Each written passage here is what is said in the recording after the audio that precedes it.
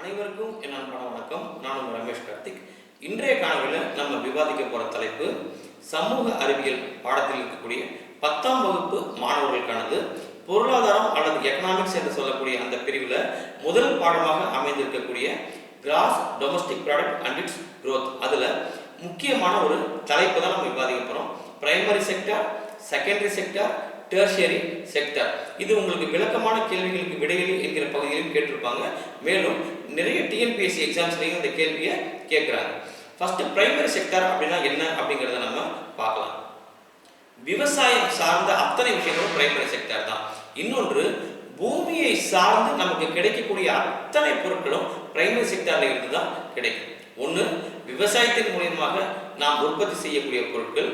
இன்னொன்று, பூமியை அகழ்வு செய்து, மைனிங் அப்படின்னு ஆங்கிலத்தில் சொல்லுவாங்க, அகழ்வு செய்து அதன் மூலம் கிடைக்கக்கூடிய பொருட்களை நாம் விற்பனை செய்வதன் மூலமாக கிடைக்கக்கூடிய வருமானம். இது எல்லாமே பிரைமரி செக்டார். சரி, செகண்டரி செக்டார் அப்படின்னா என்ன அப்படின்னு சொன்னா, பிரைமரி செக்டார்ல கிடைக்கக்கூடிய அத்தனை பொருட்களையும் சில பொருட்களை நம்ம நேரடியாக பயன்படுத்த முடியும், பல பொருட்களை நம்மளால நேரடியாக பயன்படுத்த முடியாது. ஒரு உதாரணத்துக்கு சொல்லணும் அப்படின்னு சொன்னா, அரிசியானது நாம் என்ன பண்ணலாம், சாப்பிடலாம். ஆனா பருத்தி அப்படிங்கிறது நம்மளால நேரடியாக பயன்படுத்த முடியாது. அதற்கு துணியாக மாற்ற ஒரு தொழிற்சாலையும் அதற்கு தொழில்நுட்பமும் தேவை. இப்ப நம்ம பூமியிலிருந்து கிடைக்கக்கூடிய பொருள் தான் பருத்தி. இந்த பருத்தியை நம்ம என்ன பண்றோம் அப்படின்னா, நூலா மாத்தி, ஆடையா மாத்தி அந்த ஆடையை பயன்படுத்துறோம். இதுக்கு ஒரு தொழிற்சாலையும் தொழில்நுட்பமும் தேவை. இந்த செக்டாருக்கு பேர் தான் செகண்டரி செக்டார். பிரைமரி செக்டார்ல இருந்து நமக்கு கிடைத்த பொருட்களை மக்கள் பயன்படுத்துவதற்கு தேவையாக மாற்றி கொடுக்கக்கூடிய தொழிற்சாலைகள் இருக்கக்கூடிய துறை தான் செகண்டரி செக்டார். சரி, மூன்றாவதா இருக்கக்கூடிய செக்டார் டெர்ஷியரி செக்டார். ஒன்று, பிரைமரி செக்டார் என்பது ஒரு மண் சார்ந்த விவசாய உற்பத்தி.